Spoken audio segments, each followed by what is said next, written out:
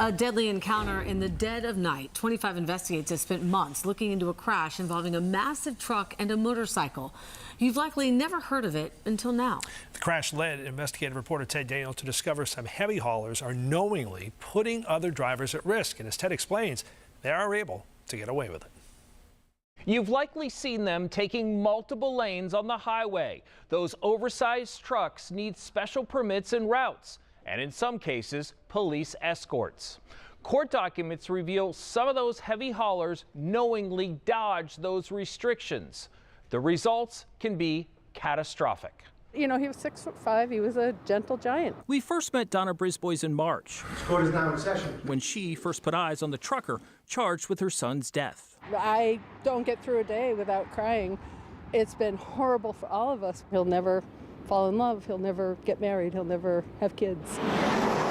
Jacob Brisbois was on a motorcycle, stopped in the breakdown lane on Route 190, when he was struck by a 43-ton crane. What's the status of his motor vehicle operator's license? It's been revoked since the accident. Okay. This is Jared Hardacre in front of a judge and behind the wheel of a Peterbilt truck.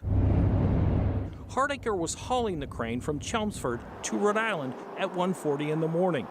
A state police report says he told troopers he didn't see Jacob at the breakdown lane, only sparks from the right side when the crane's steel tracks clipped him. A friend riding with Jacob told police Jacob had the flashers on his motorcycle activated. 25 investigators found 10 speeding violations on Hardacre's driving record.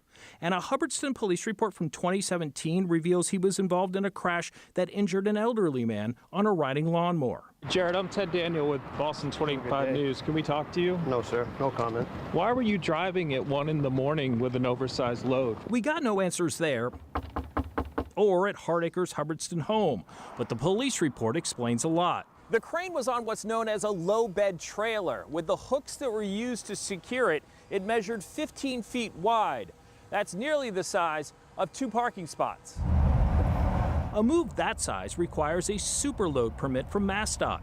Superloads need escort vehicles like this, and by law can only run during daylight hours.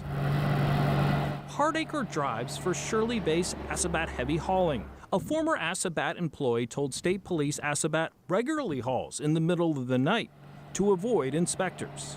MassDOT confirmed no superloads have been issued to the company since at least 2018. Ted Daniel with Boston 25 News. We hear about the crash in June on Route 190.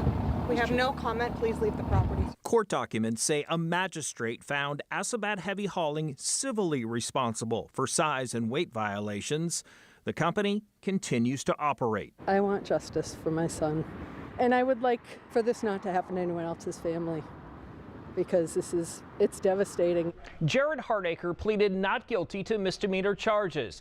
His attorney tells me he recognizes the loss felt by the Brisbois family, and he was completely sober, attentive, and driving appropriately within the speed limit.